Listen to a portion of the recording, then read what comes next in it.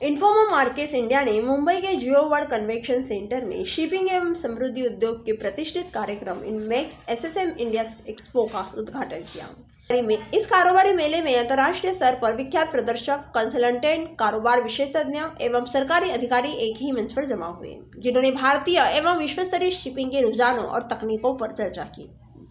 आइए जानते हैं इस बारे में प्रतिष्ठित उद्योजकों का क्या कहना है। ये ऑफ कोर्स ये इससे बहुत डबल से ज़्यादा ये बड़ा इवेंट था। ऑफ कोर्स ये पहली बार हो रहा है आफ्टर 2000, तो थोड़ा we are seeing a slightly lesser response, but ये हमने सारे सेक्टर्स में देखा है। जैसे आज इन्फो मार्केट्स इंडिया 16 अलग अलग सेक्टर्स में शोज़ कर दिया। आज हमारा फार्मा का भी इवेंट चालू हुआ है नेस्को में। सो यहाँ पे देखा जो पहली बार एग्जीबिशन होता है वो नियरली 50 to 60% ऑफ साइज़ होता है, जो पैंडेमिक के पहले था। लेकिन दूसरा जो एग्जीबिशन जहाँ पे हम लोग भी दूसरा जो हमने 2021 में एग्जीबिशन जो सेक्टर में किए, 22 में जो करने जा रहे हैं वो दे हैव क्रॉस 19 का साइज़। तो ये वापस हम लोग नेक्स्ट ईयर कर रहे हैं। वहाँ पे I am sure will be rocking response. But ये साल एक्चुअली हो के people are very happy that ये हो रहा है 2 साल के बाद। यहाँ पे they are getting opportunity to physical face to face interaction, जो बहुत मिसिंग था।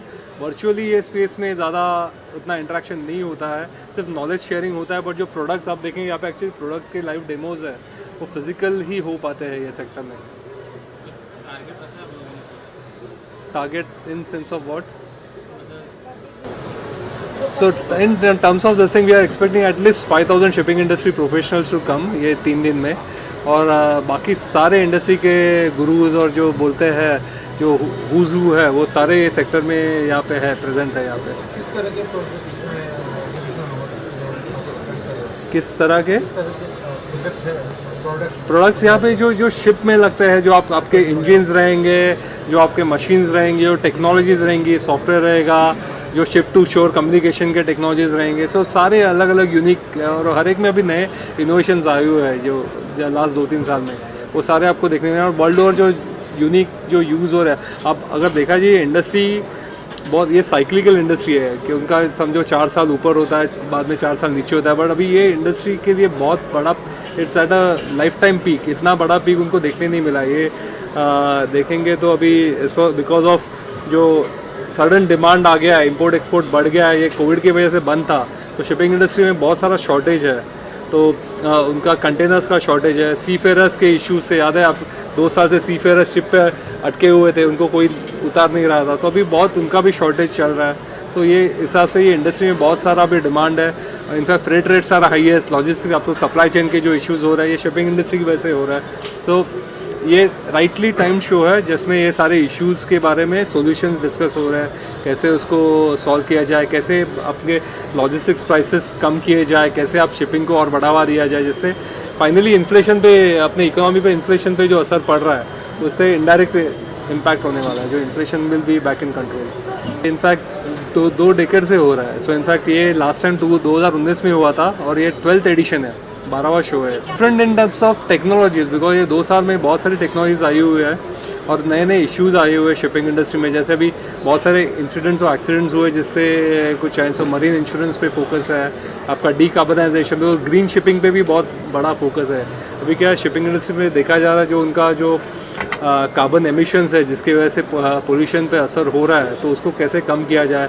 दे हैव सम स्टैंडर्ड्स की 2050 तक they have to be zero carbon neutral. So उस बेसिस पे भी बहुत जो टेक्नोलॉजीज आई है उसके बारे में बात हो रहा है। कंट्री को अपना एज इंडिया ने अभी सोलार पे जैसे गया, वैसे shipping industry is also moving into lot of this new technology. So वो कुछ नए डायरेक्शन में हो रहा है जो 2 साल पहले इतना नहीं था उसमें। सो ये जो हमारा शो यहाँ पे चालू है जियो वर्ल्ड सेंटर में, ये इनमेक्स एग्जीबिशन, ये 12th एडिशन है शो का। ये मोर देन 2 डेकेड्स से हर 2 साल में होता है और ये अभी पेंडिंग के बाद पहली बार हो रहा है। ये शिपिंग और मैरीटाइम इंडस्ट्री के लिए है और यहाँ से सारी शिपिंग और मैरीटाइम इंडस्ट्री से जुड़ी हुई प्रोडक्ट्स, इनोवेशंस, टेक्नोलॉजी सारी देखने मिलेंगी। और ये जो शो है, जो इंडिया साउथ एशिया का सबसे बड़ा माना जाता है जो शो है, तो यहाँ पे सारे नॉट ओनली इंडियन बट बहुत सारे जर्मन कंपनी, नॉर्वेजियन कंपनीज सारे एग्जिबिट कर रहे हैं। जो शिपिंग इंडस्ट्री आज देखा जाए इंडिया का सबसे बड़ा कोस्टलाइन है, 7,500 किलोमीटर से ज़्यादा। तो शिपिंग ट्रेड जो है इंडिया का 90% वॉल्यूम और 75% का वैल्यू शिप मरीन इंडस्ट्री से आ रहा है। तो ये और प्लस बहुत सारी शिप बिल्डिंग हो रही है अपनी नेवल डॉकयार्ड्स में, यहाँ पे शिप बिल्डिंग हो रहा है। तो ये सारे जो उनको जो इक्विपमेंट लगता है, जो सप्लाईज लगता है, प्रोडक्ट्स लगता है, ये सारे एग्जीबिशन में देखने मिलेंगे। यहाँ पे आपको शिपयार्ड से लोग देखने मिलेंगे, डॉक्स से मिलेंगे, नेवी के मिलेंगे, कोस्ट गार्ड से मिलेंगे। सो ये एक यूनिक एग्जीबिशन जो हमने क्रिएट किया है लास्ट 2 डेकेड से। यहाँ पे हमको गवर्नमेंट का, मिनिस्ट्री ऑफ शिपिंग का, आपके पोर्ट्स का, अलग अलग डॉक्स का, सबका सपोर्ट मिलता है। So I am happy that we have manage to put it up. 2 साल के बाद ये हो रहा है and response is really good.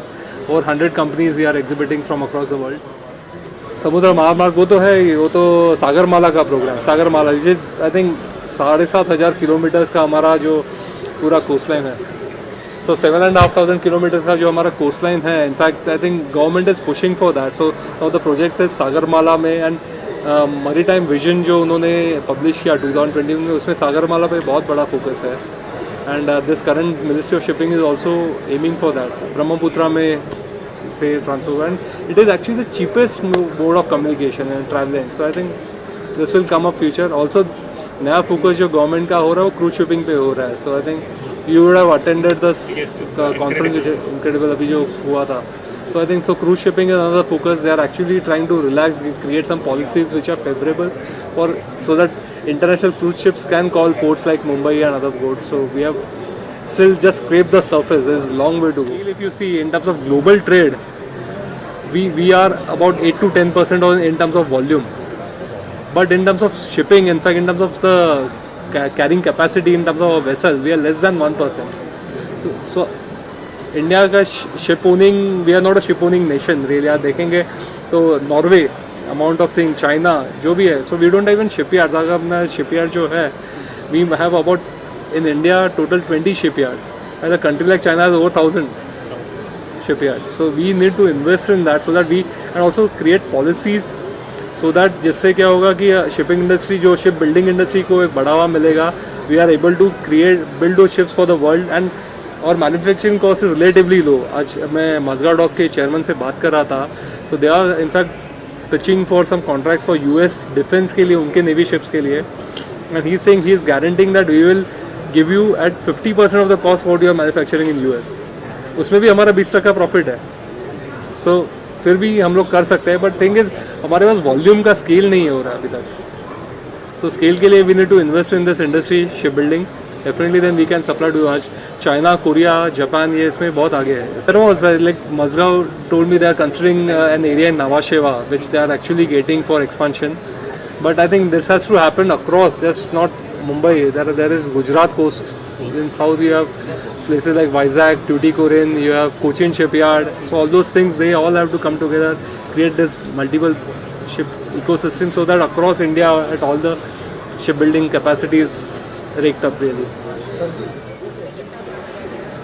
So first of all in terms of COVID, I think you say the people impacted, seafarers सबसे ज़्यादा impacted थे because उनको कोई उतार के नहीं ले रहा था ports पे. So in fact that is one of the major issues और जो अभी sort out हो रहा है.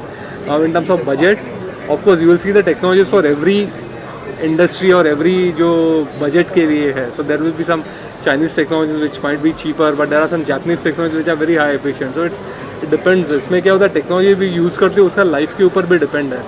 So if you go for cheaper technologies, उसमें आपका life of the product will be also lesser. So it's a cost compromise you have to see.